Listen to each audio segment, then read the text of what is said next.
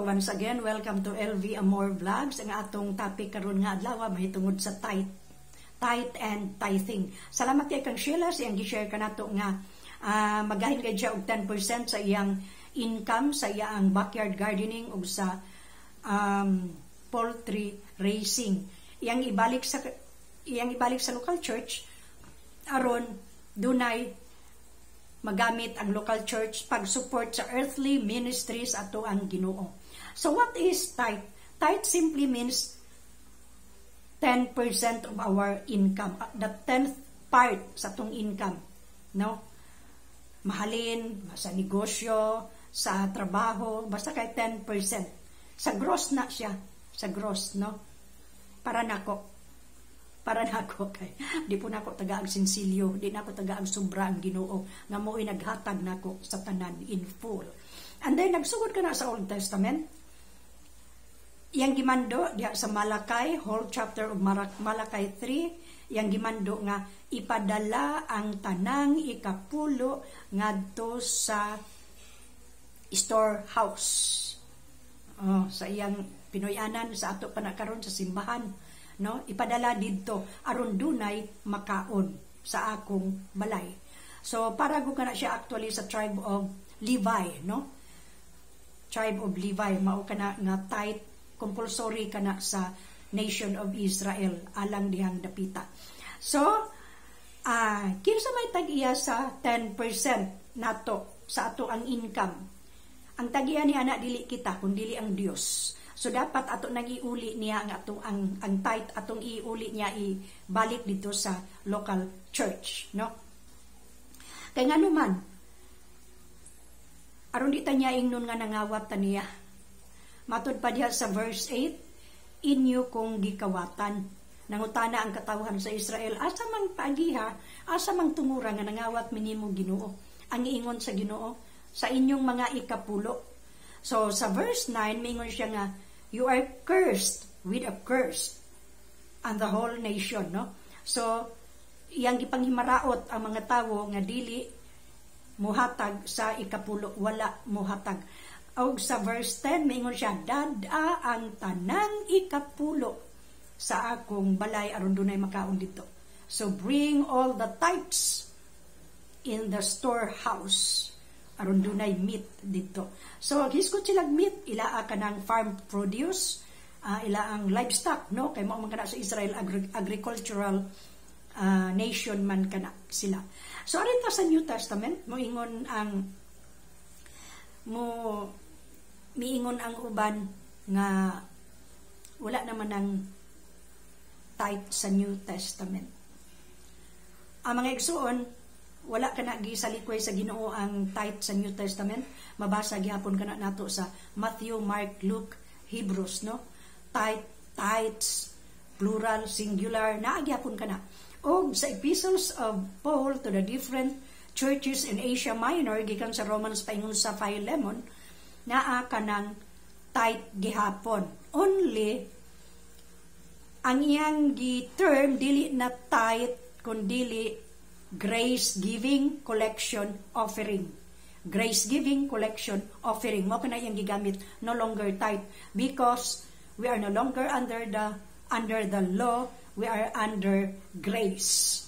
Kung ang sa Old Testament ang maximum 10%, there is ato karon New Testament minimum 10%. Nganong minimum man? Dako ang grace kaysa law. Graciousness sa Ginoo yang gibubo karong panahona. So magsugod ta sa 10%. Kung mo increase ang atong sweldo, mo increase ang ato ang kita, ang ato ang earnings, increase usab ang ato ang tithe 10% as the Lord has prospered proportionate sa atong nadawat. So kung makadawat kita 20 pesos, kuhaan ka na og 20 centavos, ihatag sa local church, naapatay mabilin. Muhatag puntag 20 centavos offering, o naapay nabilin gyud. So muna itong budgeton, no? O moingon din ang uban, kulang ramang gani unsa may ihatag. So moingon ang Ginoo sa verse 10, og sulayi ako ninyo kung dili ba nako abrihan ang mga bintana sa langit og ibukbo ko kaninyo ang panalangin nga wala na gani kamoy kasudlan. So, dili ta problema wa tay kwarta, di man bugo mo to wa tay kwarta gyud. Magkapobre-pobre ang tao na agin na 5 pesos sa pitaka. O mingon og wala jud, na dili po gumutuo nga gikag January pingog December wa gid tay kwarta. Grabe naman po na, murag unbelievable. Kuno na tay 20 pesos, kuhaan 20. Kuno na kita 10 pesos, kuhaan og 10 centavos. Centavos na siya na'y mahibalo sa uban, mo provide siya. Unsa may atong ROI kung mohatag kita sa ato ang 10%. Atay pa, ang 10% dili na ato iya anak sa Ginoo, so iuli na, lainon gina siya.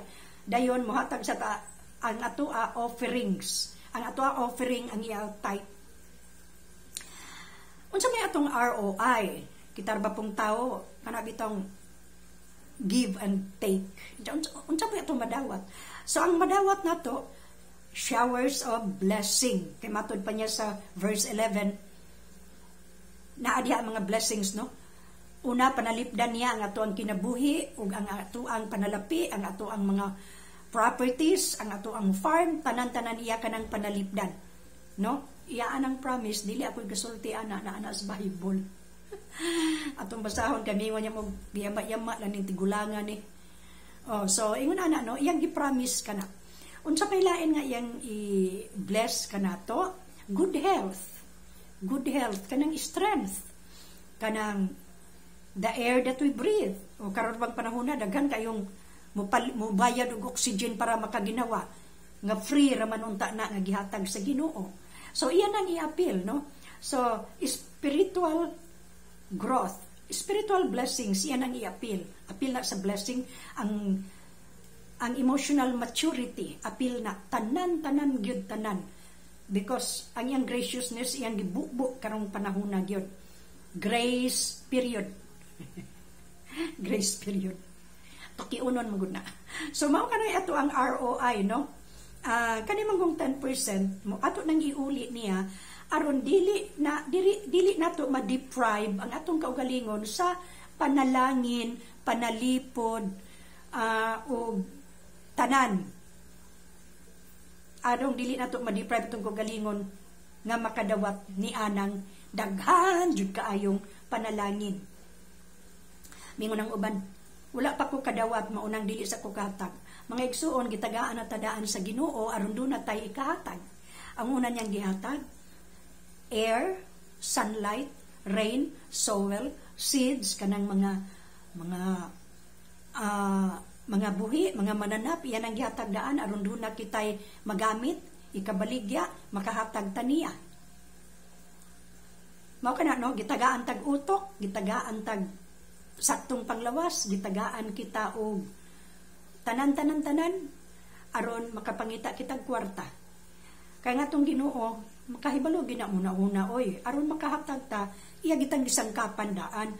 Ang problema lang ang tawo dili mo recognize sa kaayo sa Dios, sa kaabunda sa Dios. Kay ilang gisaligan og dili pa akong dili pa ko naning kamot, dili ko maingon ani, og dili pa ko bright, dili ta maingon ani kana manggod diha. Gikan tanan sa Ginoo. Walay ato, no, wala gyud ato. Wala gyud ato. Ambot na lang. Wala gyud ato iya agi na tanan. So atong iuli ang iyaha aron matagaan kita sa panalangin nga alang kanato. Otherwise, atong gipugnan ang Ginoo nga mohatag og panalangin gyud sa atong kinabuhi ug muna atong buhaton. Mingon din ang uban, wala di tay panalangin og di ta mohatag. Naaman pod, pero dili gyud tuda-tuda, dili gyud ang ayuda lahi ra gyud kaysa mohatag kita. Ang ayuda sa Ginoo grabe kaayo, no? So mao kana mga igsuon, wala naman tingali koy na nataligaman. So, ang ako lang i-remind once again nga ang 10% sa ato ang income dili na ato iyaa na sa Dios, so iuli na diha aron di ta inong kawatan. No, aron di ta masuko og inong kawatan, masuko ra ba tag inong kawatan na og sa Ginoo nangawat ta. And then unsa pa, kusog lang ta mo dawat, nya dili ta mo hatag in return. Give, give, give, give until it feels good to give. Dili nang give, give, give until it hurts because walay gugma diha. We have to give graciously, cheerfully, regularly, systematically, dili hit and miss, no? So mao kana wala naman tingali ko na limtan. Gilang sa sunod na lang po ng uban, no? So mao kana mga igsuon, diri na lang kutob o kaning ato ang vlog inato ragon ni nahihinay ragon ang Ginoo nay mahibalo mo padako, no? So inani lang ang atong buhaton, mag-sharing, siya na ang mubukbuk ni ining tanan. Again, sumol tingali paminawon, pero please subscribe. Maumagod po na kung ano sa YouTube nga ipa-subscribe, no? So again, thank you and God bless us all. Have a good and godly day. O, ting pa di ay, ang ato ang Bible text, Malakay 3 o sa New Testament 2 Corinthians chapter 8, no? So mo lamang kadto. God bless us all.